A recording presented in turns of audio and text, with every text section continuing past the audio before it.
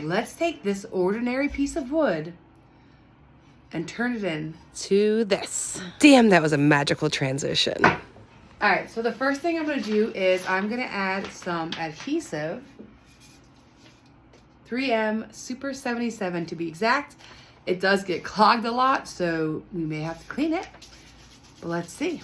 So what I'm gonna do is I'm gonna actually spray adhesive on the back of this template, and I'm just gonna carve right through the template. It's gonna save time instead of tracing it on like I was doing before. I was just trying to save the template for I don't know what reason. Let's just do it the smart way. So just glue your templates on. And I recommend spraying it on the paper and not on the wood, because you're gonna have overspray and then it's a real pain. It gets really sticky and you don't want that. So spray it and then apply.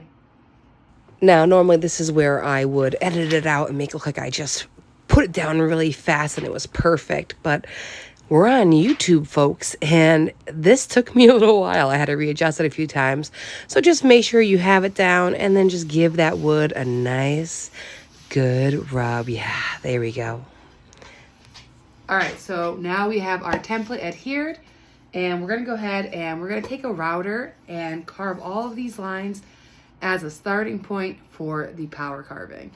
And I'm gonna go in with a jigsaw and cut out all the excess wood to make it a lot easier for when I go ahead and go in with the burrs. To carve these pieces, I am gonna be using a 30-degree V-bit and a 1/8 inch upcut. So those are gonna be the main bits I'm gonna be using. And I'm just gonna go through and start attacking all these outlines. I'm gonna clear out the M and Mikey's belt. I'm gonna clear out some of these areas here, and the eyes. I'm gonna completely hollow out those eyes. So that way there is a little bit less work when it comes to power carving. I'm also going to recess the top of the head, so that way the mask will have a lot more definition. So these two will both stick out. And I'm gonna recess under here, under the chin area.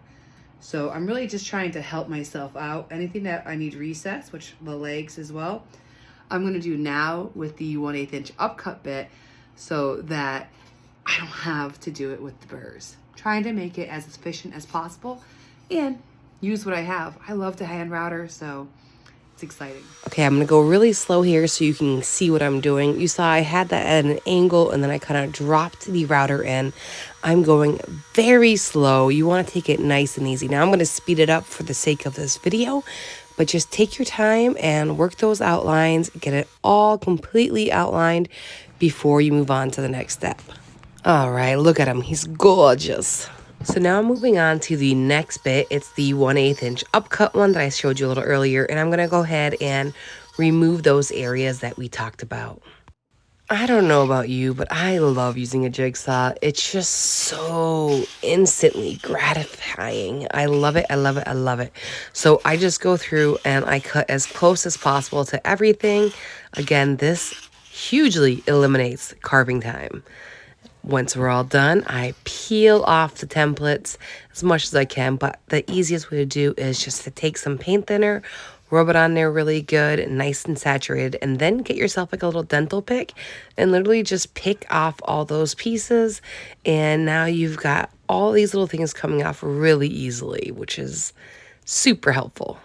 And it removes all the residue from the spray aerosol glue that we used earlier. I get so excited at this stage of the process because it's finally alive and I know it's going to be defined now. All right, so I'm gonna start off with the taper burr in a whisper, and this is gonna make it really smooth finish, and it's gonna give me some great angles. And the nice part is there's burrs all the way around the very tip of this burr, so I can kind of just take it and write like a pencil and give it a really cool shape. So here's what it looks like now. Let's take a little look. So you can see I was going really fast with the router because I'm going to go in and I'm going to add a taper to all of these areas. So I'm just going to go through and widen all the areas a little bit. So with carving, it's nice, light passes, and you just kind of work your way into it. I'm going to go ahead and speed this up for the sake of the video. But as you can see, this is what real-time carving looks like. And here it is, nicely sped up. To make things look three-dimensional, you really have to put a lot of definition on each part of the carve. The more you carve, like the deeper you carve, the better the piece is going to look. You're going to have a lot more definition, and it's going to really shape up and show that cool three-dimensional look that you're going after. So if you notice, I switched over to a green flame burr, and that was to remove a bulk of material and give it some shape. I'm using this long ball nose burr because of its length. I can really shave off a lot of material and get that definition around those hard to reach areas. Okay, so I've gone through and I have shaped out everything that I could to get a really good, nice balance on it. Now I'm going to go in and I'm going to use the eye cutter burr. This thing's awesome. And I'm going to go in and I'm going to make these leaves much rounder than they are right now. I've just kind of gone in and done a quick outline. Now I'm going to actually give them some shape. Then when I'm all done, I'm going to come in here and I'm going to remove material so that way these are going to feel like more rounded, more natural, and a little bit thinner.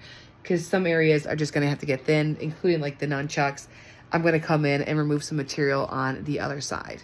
So for this eye cutter burr, I'm using our extra coarse, and this is really just to get that definition. I'm going to later come in with an angle grinder and really remove the material, but it really helps if you kind of define the lines first and then continue to work on it. And I'm also using it here to thin out the back of that nunchuck. And now you can see I have a coarse 2-inch wheel on a mini angle grinder.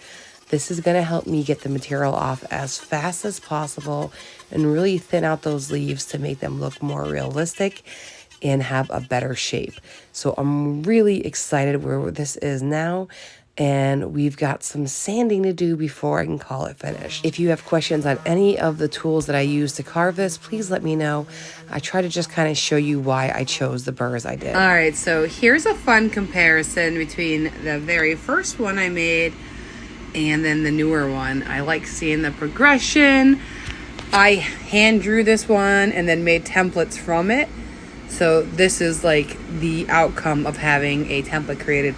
You know, things like the pizzas are actually centered, stuff like that. So now I'm just going to go ahead and add the base coat for all the colors and start to shade a little. Okay, so I have been adding shading to everything that I can with the green, because that's what I started with first. Now I'm going to go in on the orange, the white, get those leaves done, his chest and everything like that. So I'm going to go in, add the final shading, and then I'll add black lines to clean everything up. So with my shading, I really layer it in. I use my finger as a tool to have it blend nice and smooth. And I just, again, continue to layer the paint. All right, so I call this part of the painting process like the ugly zone, because everything is really shaded and just messy and blurry, and it's kind of hard to see everything.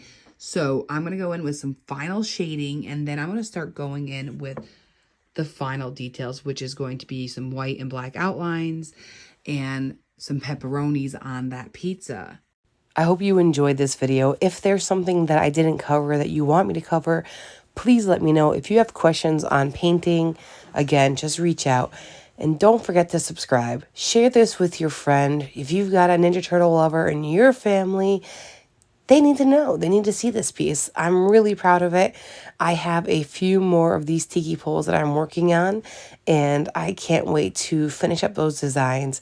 I'm going to have a whole series of 10 different designs of these tiki poles.